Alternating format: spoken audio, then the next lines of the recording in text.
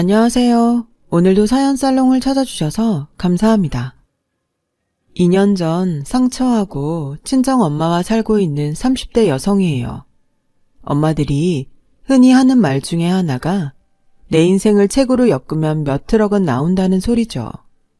그런데 살아보니 정말 그런 사연 하나 안 가진 엄마들이 없더라고요. 고작 44년 남짓 산 저도 인생 사연 몇 개는 가슴에 품고 사니 말이에요. 저희 집의 경우는 아빠 때문에 엄마가 가슴에 한을 품고 사셨어요. 저희 친정 아빠는 마치 빚쟁이처럼 엄마 인생에 빨대를 꽂고 사셨거든요.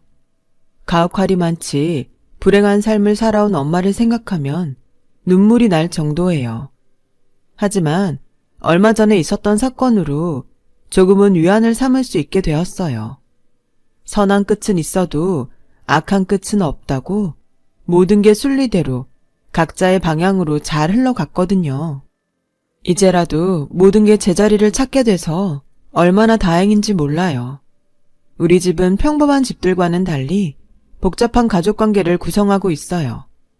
아빠, 엄마와 저, 그리고 남동생과 남동생의 엄마로 이루어져 있거든요. 남동생의 엄마는 소위 말하는 첩이었어요. 요즘 같은 세상에 첩을 두고 사는 것도 기가 막힐 노릇인데 더군다나 한 집에 본처와 첩을 두고 살다니 어이없는 일이었죠. 우리 가정에 이렇게 비정상적인 형태로 변한 건 제가 7살이 되던 해부터였어요. 아빠는 늘 바쁘다는 핑계로 자주 외박을 하곤 했었는데 그날은 웬일인지 대낮에 집에 오셨더라고요. 옆에 젊은 여자를 동반한 채 말이죠. 여자는 가슴팍에 이불에 싼 갓난 아기를 안고 있었어요. 그 모습을 본 엄마는 손에 들고 있던 걸레를 떨어뜨렸고 그대로 주저앉아 넋이 나간 사람처럼 멍해졌죠. 아빠는 그런 엄마를 향해 말했어요. 오늘부터 이 사람이 안방을 쓸 거니까 방 정리 좀 해. 그리고 수정이 너 와서 인사해라. 오늘부터 우리 집에서 같이 살게 된 작은 엄마다. 여긴 네 남동생이고 작은 엄마 말씀 잘 들어야 돼. 어린 나이였지만 아빠 옆에 서 있는 여자가 내 작은 엄마가 아니라는 건 잘 알고 있었어요. 진짜 작은 엄마는 작은 아빠와 함께 미국에 살고 계셨으니까요. 그래서 이 아줌마는 작은 엄마가 아니야. 작은 엄마는 미국에 있는걸? 그랬더니 아빠가 버럭 화를 내시며 아빠가 그렇다면 그런 거야. 조그만 게 어디서 말대꾸야. 당신 애 교육을 어떻게 시켰길래 애가 이 모양이야. 아들도 하나 못 낳는 주제에 자식 교육도 이 모양이니 널 어디다 써먹냐. 이러니 집구석에 들어오기 싫지. 먹긴 놈이 썩는다고 아빠는 오히려 엄마한테 책임을 전가하며 당당하게 굴었어요. 아빠의 첩은 호랑이 등에 탄 여우처럼 아빠의 권세를 빌어 안방을 차지하고는 안주인 노릇을 해댔죠. 어린 제가 봐도 화가 났지만 엄마는 아무런 말도 하지 않았어요. 그때는 몰랐는데 엄마한테는 그렇게 할 수밖에 없는 이유가 있었더라고요. 그건 바로 친정 때문이었죠. 외할아버지는 아빠 회사에서 일감을 받아 공장을 운영하는 하청업체를 하고 계셨는데 당장 아빠 회사와 거래가 끊기면 온 식구가 길바닥에 나앉을 상황이었어요. 애초에 엄마가 아빠랑 결혼한 것도 아빠가 외할아버지 회사를 도와주기로 하고 강제로 한 거였죠. 외할아버지는 나이 많고 바람둥이로 유명했던 아빠한테 딸을 내주는 대신 남은 가족들을 건사하게 된 거예요. 일종의 갑과 을 관계였던 사위와 장인의 관계는 그 사이에 끼어있던 엄마의 결혼 생활에 지대한 영향을 끼칠 수밖에 없었어요. 그나마 그동안은 친할아버지가 나서서 아빠의 비행을 통제해 주시곤 했는데 갑자기 쓰러지신 이후로는 전처럼 큰 힘을 쓰지 못하셨어요. 회사 일에서도 물러나신 채 병상을 지키고 계셨으니까요. 마침 그 틈을 타서 친할머니와 아빠가 못된 짓을 벌였던 거예요. 네가 우리 집에 시집와서 한 게 뭐 있니? 아들 낳아 대리리끼를 했냐? 네 남편 사업에 도움이 되기랬냐? 아들을 못 낳으면 네가 알아서 후처자리라도 알아봤어야지. 어떻게 네 자리 보전할 생각만 하고 살아? 후사를 못 잇는 여자는 그날로 소박을 맞아도 마땅하다만 그래도 그간에 정이 있으니 내치지는 않으마. 대신 귀한 손주를 낳아온 작은 애한테 평생 감사하고 살도록 해라. 혹여라도 조강지처 노릇한답시고 작은 애 가슴에 못질했다간 그날로 우리 집에서 내칠 줄 알아. 친할머니는 아빠의 외도를 대리잇기 위한 수단으로 포장하며 오히려 엄마한테 첩을 모시고 살라고 했어요. 그날 이후 엄마는 제 방에서 함께 지내게 되었어요. 거기다 애만 낳고는 나 몰라라 하는 첩을 대신해 그 여자의 아들까지 방으로 데려와 키워야 했죠. 저 같으면 첩 때문에라도 그 아이를 미워했을 법도 한데 엄마는 그러지 않았어요. 오히려 자신이 낳은 애처럼 정성을 다해 보살펴 주었어요. 제가 아기를 꼬집거나 쥐어받기라도 하면 누나가 돼선 동생한테 무슨 짓이냐며 소리치시곤 했죠. 그런 엄마의 행동 때문에 서운하기도 했지만 함께한 시간이 길어질수록 저도 그 아기를 동생으로 받아들이게 되었어요. 아기는 죄가 없으니까요. 엄마의 사랑은 받고 자라서 그런지 남동생은 저희 엄마를 제 친엄마처럼 생각하는 것 같았어요. 오히려 자기를 낳아준 친모를 향해선 거부감을 나타낼 정도였죠. 그렇다 보니 첩은 자기 아들한테 정을 붙이지 못했어요. 멀쩡히 있다가도 제 엄마가 안아주면 자지러지게 울곤 했으니까요. 반면에 저희 엄마가 가서 안아주면 그제야 울음을 그치곤 했죠. 그럴 때마다 첩은 저희 엄마가 자기 아들을 뺏으려 든다며 분통을 터뜨렸지만 그렇다고 자기 아들을 돌볼 생각도 하지 않았어요. 엄마 노릇은 뒷전이고 자기 몸을 치장하고 쇼핑을 하거나 툭하면 집에 사람들을 불러 화투판을 벌이기 일쑤였어요. 정말 최악이었죠. 남동생이 초등학교에 들어가고 처음 있었던 학부모 상담도 그놈의 화투를 치느라 깜박한 여자니 말 다 했죠 뭐. 그런 첩을 대신해 엄마는 새벽부터 일어나 남동생 도시락을 싸고 학부모들을 통해 학원 정보를 얻어가며 남동생 사교육에도 신경을 쓰셨어요. 혹여 밖에서 사람들한테 손가락질을 받을까봐 예절 교육도 철저히 하셨고요. 저한테 했던 것보다 더하면 더했지 절대 덜하지 않으셨어요. 그런 엄마 덕분에 남동생은 어디 가나 똑똑하고 예의 바르다는 소리를 듣고 살았어요. 게다가 어찌나 애교가 많은지 학원 수업을 마치고 올 때면 아이스크림이나 붕어빵을 사다가 몰래 엄마한테 드리곤 했을 정도였죠. 하지만 이런 엄마의 노력에 따른 공은 첩이 가로채곤 했어요. 남동생이 성적을 잘 받아오거나 교회 대회에서 상을 받아오면 실상을 모르는 친할머니와 아빠가 모든 공을 첩에게 돌리며 두둑한 포상금을 주거나 명품 백을 사주곤 했거든요. 재주는 곰이 부리고 돈은 왕서방이 챙기는 격이었죠. 그래서 저는 더 열심히 공부해야 했어요. 명문대에 합격해서 엄마 길을 세워줄 생각으로요. 그래서 죽어라 노력한 끝에 Y대에 입학할 수 있었고 드디어 아들 낳은 유세를 떨던 첩의 코를 납작하게 눌러줄 수 있었죠. 제가 명문대에 들어가자 친할아버지가 엄마 앞으로 상가를 하나 주셨거든요. 오래된 상가 건물에 들어있는 가게지만 위치가 좋아서 공실이 될 염려가 없는 곳이었어요. 그곳에서 들어오는 수입으로 충분히 노후 대책을 세울 수 있을 정도였죠. 그러자 첩은 아빠를 닥달해 자기도 상가를 달라고 졸라댔어요. 하지만 모든 부동산이 할아버지 소유라서 아빠도 어쩌지는 못했어요. 그러다 제가 대학교 3학년이 되던 해 할아버지께서 세상을 떠나시면서 상황이 급변하기 시작했어요. 할아버지 소유의 회사와 부동산 대부분을 아빠가 상속받았거든요. 작은 아빠는 미국에 살고 있는 데다 회사 경영에는 관심이 없어서 자기 몫의 부동산 외에는 욕심을 내지 않았어요. 그래서 유산 집행도 쉬웠죠. 아빠 손에 엄청난 재산이 들어오자 첩은 본격적으로 돈이며 상가, 부동산 등을 자기 명의로 바꿔달라 요구하기 시작했어요. 난 당신 호적에도 못 들어가는데 혹시 당신이 갑자기 떠나면 그때 낙동강 오리알 되는 거 아니에요. 그러니까 그 전에 내 앞으로 뭐라도 해달란 말이에요. 명색이 이 집 장손을 낳은 여잔데 그거 못 해줘요? 결국 아빠는 첩의 요구에 따라 상가와 땅의 일부는 명의 이전해 주었어요. 하지만 노력 없이 얻은 첩의 재산은 밑빠진 독에 물을 붓는 것처럼 술술 빠져나가고 말았죠. 거기다 아빠의 무능함까지 한몫해서 회사도 예전만 못하게 되었어요.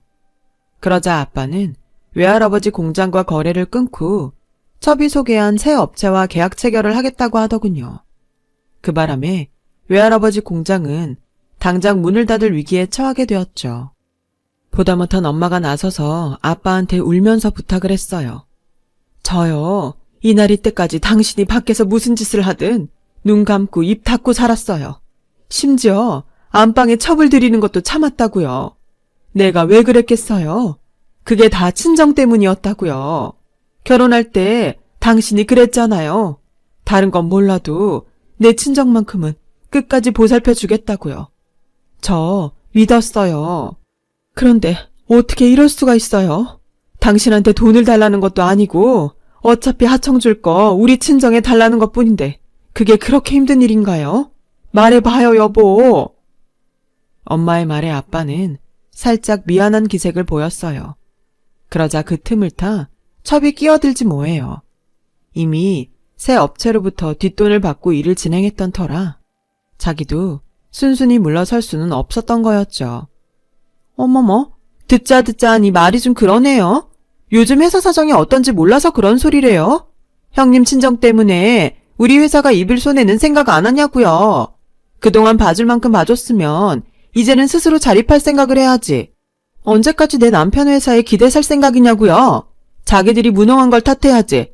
지금껏 손해봐가며 도와준 은인한테 웬 꼬장이래요? 안 그래요, 여보? 그래, 자네가 말 잘했네. 그 회사를 기울게 만든 사람이 누구지? 회사 돈 빼다가 부동산 투기로 날리고 오랫동안 회사를 위해 헌신한 직원들 내보내고 친인척들 끌어다 넣은 사람이 대체 누구냐고. 자네 아닌가? 내 친정 때문에 회사에 손해가 났다고? 말도 안 되는 소리 하지 마. 혹여라도 딸한테 피해갈까봐 지금껏 이 회사 눈치 봐가며 단가 한번 못 올리고 거래했어. 뚫린 입이라고 함부로 짓거리지 마. 그리고 이 사람이 어떻게 네 남편이야? 넌 그저 내 연녀일 뿐이라고. 자네 위치 좀 제대로 알고 처시네. 뭐? 척? 아, 여보, 이 여자 말하는 것 좀 봐요. 누구 때문에 대끓일 뻔한 거 내가 아들 낳아 대 이어줬더니 나한테 하는 짓거리 좀 보라고요. 아, 내 팔자야. 내가 이 꼴 보자고 꽃같은 청춘에 애까지 낳고 이 집에 들어왔나? 아, 억울해. 여우 같은 첩이 아빠 품에 달려들어 울고불고 짜는 바람에 결국 아빠는 첩의 손을 들어주고 말았어요. 그 바람에 외할아버지의 공장은 문을 닫고 말았고요. 언젠가 엄마가 그러더군요. 그때 더는 못 살겠다 싶어 이혼할까 생각했었다고요. 그런데 생각해보니 이날 이때까지 참고 살았는데 누구 좋으라고 지금 이혼해주냐 싶더라나요. 인생은 빨리 가는 놈이 이기는 게 아니라 끝까지 버티는 놈이 이기는 거라면서요. 그래서 이혼을 하더라도 좀 더 참았다가 제대로 한 방 먹이고 이 집을 나가자 결심했대요.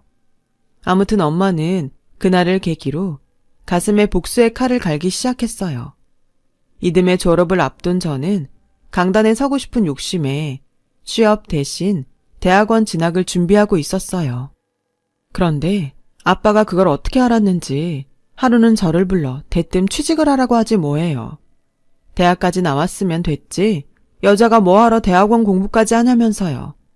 딱 들어봐도 중간에서 첩이 이간질을 시킨 것 같았어요. 이유는 하나였죠. 혹여 나중에 제가 아빠 회사를 물려받게 될까봐 미리 싹을 잘라버리려는 거였어요. 사실 그동안 공부도 잘하고 부모 말 잘 듣던 남동생이 무슨 신경의 변화가 생겼는지 공부도 않고 싸움질만 하고 다녀서 퇴학 위기에 놓여 있었거든요. 그래서 이참에 미국으로 도피 유학을 시키려던 참이었죠. 그 와중에 제가 대학원에 진학한다니 똥줄이 탔던 모양이에요. 그래서 필사적으로 제 대학원 진학을 막으려 든 거였죠. 아빠, 그게 무슨 말씀이세요? 지금 나보고 내 꿈도 포기하고 돈을 벌라는 거예요? 왜요? 저 여자가 뭐라 그래요? 저 대학원 보내지 말라고? 저는 문 밖에서 엿듣고 있는 첩한테 들으라는 듯 소리쳤어요. 자기 아들 인생 꼬였다고 남의 딸 인생까지 회복 놓고 싶은 모양인가 본데 꿈 깨라고 하세요. 그렇게 아들 걱정할 거면 집에 사람 불러 화투장이나 치지 말고 자기 아들이나 잘 보살피라고요. 명품백 고르러 다닐 생각 말고 재민이한테 신경이나 쓰라고요. 재민이 인생 망친 건 저 여자니까. 그러자 밖에서 훔쳐듣고 있던 여자가 득달같이 달려와서는 소리쳤어요. 뭐? 저 여자? 이 싸가지 없는 기집애가 어디서 막말이야. 네 눈에는 위아래도 안 보여?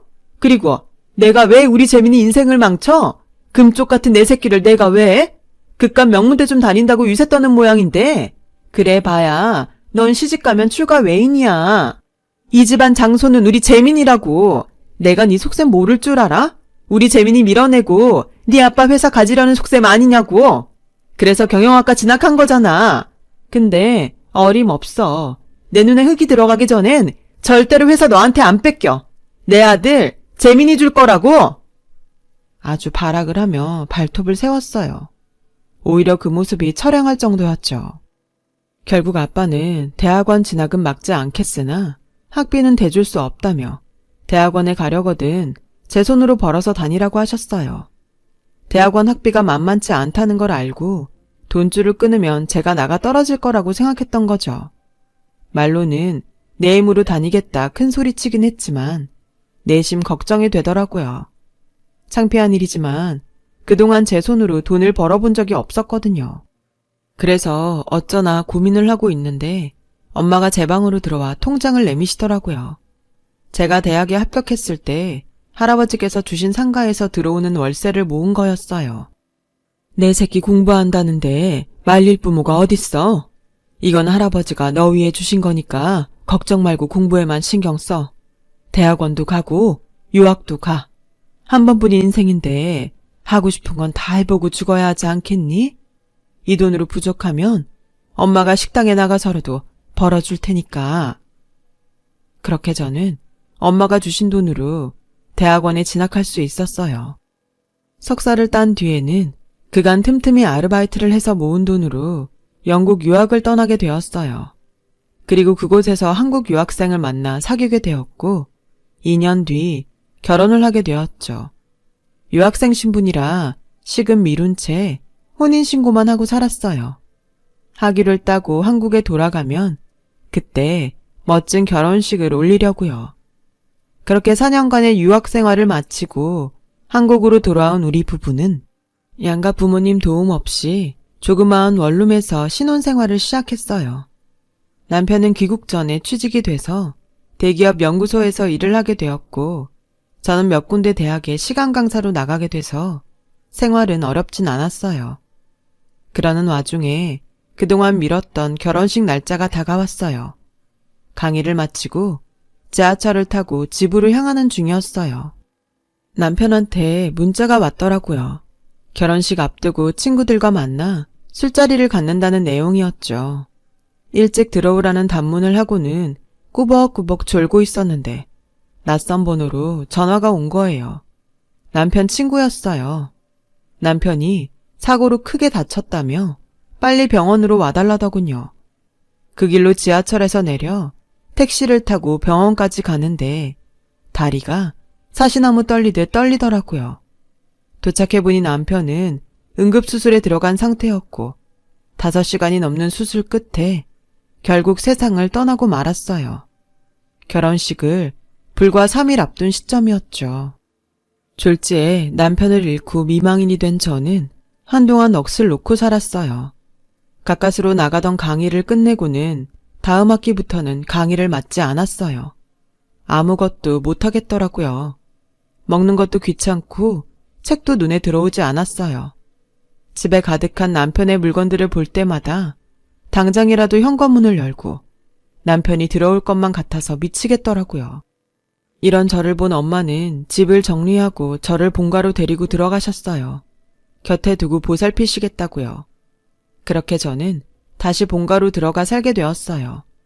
미국으로 도피 유학을 떠났다가 돌아온 남동생은 떨어져 지낸 시간이 길어서 그런가 서먹서먹 하더라고요. 어릴 땐 그렇게 착하고 예쁘던 녀석이 완전 개날라리가 돼 있었어요. 지 엄마처럼 아빠 돈 믿고 빤빤히 놀며 돈 쓰는 재미로 살고 있었죠.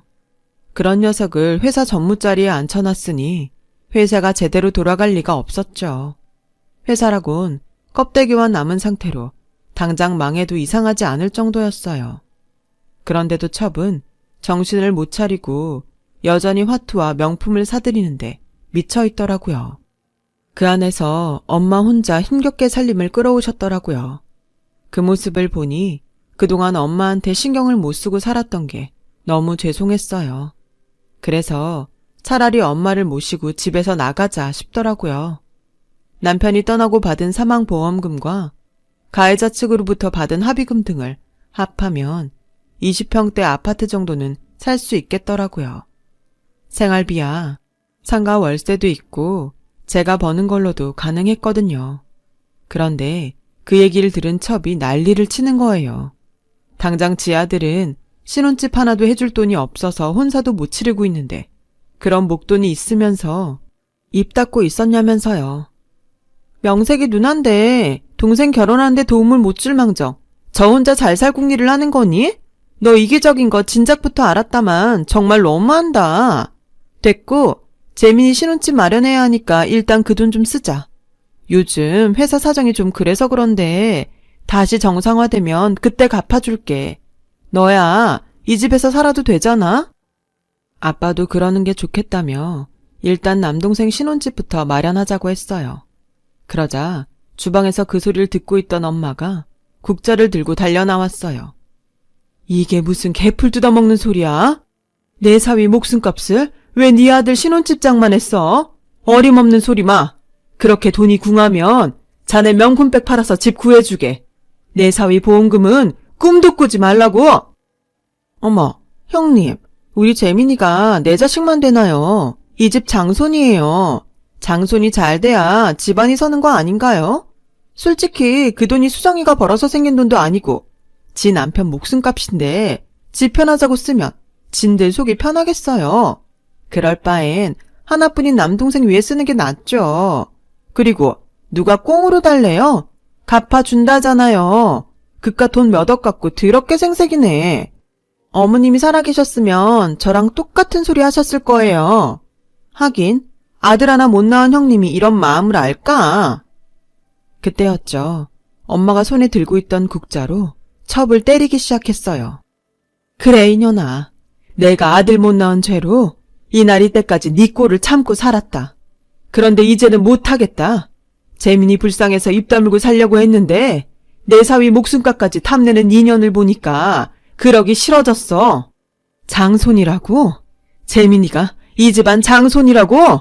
웃기고 자빠졌네. ABC도 다른 애가 어떻게 이 집안 장손이 되냐. 재민이가 정말 내 남편 자식이라면 내가 이 자리에서 혀깨 물고 죽는다. 엄한 놈 씹에다가 멍청한 저 인간 등쳐먹고 산 주제에 어디서 끝까지 오리발을 내밀어.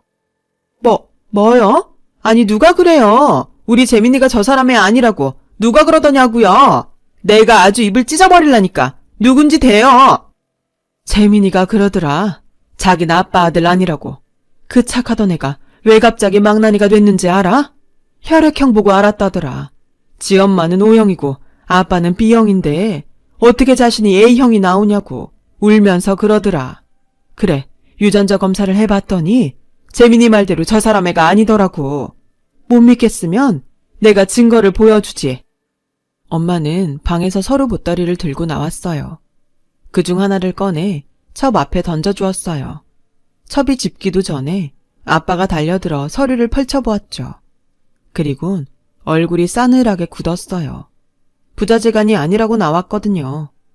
그러자 첩은 궁주에 몰린 쥐처럼 손톱을 세워가며 발악을 했어요. 검사가 잘못된 거예요. 이럴 리가 없다고요. 여보, 내 말 좀 믿어줘요. 나 당신밖에 없는 거 알잖아요. 이날 이때까지 나 당신만 보고 살았어요. 한눈 판 적 단 한 번도 없었다고요. 그러니까 제발 저 좀 용서해주면 안 돼요? 누구신지가 뭐가 중요해요. 이날 이때까지 당신 손으로 키운 아들인데. 그러니까 여보, 제발. 첩은 바닥에 납작 엎드려선 손이 발이 되게 빌었어요. 하지만 그런다고 아빠의 분노가 사그라들지는 않았어요. 아빠는 골프채를 들고 와서는 세간을 부수며 소리를 질러댔어요. 결국 그날 첩은 맨발로 집에서 쫓겨났고 재민이도 집과 회사에서 쫓겨나고 말았어요. 그제야 아빠는 엄마 앞에 고개를 숙이곤 사죄를 했지만 이미 버스 떠난 뒤였죠. 엄마는 아빠한테 이혼을 요구했고 유책 사유자가 아빠인 만큼 그에 상응하는 위자료와 재산 분할까지 요구했어요. 그리고 첩에게도 상간녀 위자료를 청구했고요. 아직 재판 결과가 나오지는 않았지만 이변 없이 잘 끝날 것 같아요. 그리고 얼마 전 엄마와 저는 예정대로 아파트로 이사를 했어요. 남편한테 배신당하고 살아온 엄마와 사랑하는 사람과 이른 이별을 한 딸이 한 집에 살고 있다고 하면 그 집 모녀 인생이 참 박복하다고 하시겠지만 꼭 그렇지만은 않아요. 저에겐 남편과의 추억이 있고 저희 엄마한테는 새로운 황혼의 나날들이 기다리고 있으니까요. 남편이 만들어준 보금자리에서 엄마와 함께 제2의 인생을 시작해 보렵니다. 많은 응원 부탁드려요. 지금까지 제 긴 사연을 들어주셔서 감사드려요. 항상 가정에 복이 가득하시고 건강하시길 바랍니다. 여러분, 사연 댓글에 응원과 현명한 조언 부탁드려요. 좋아요와 구독은 저에게 큰 힘이 됩니다. 오늘도 좋은 일 가득하세요.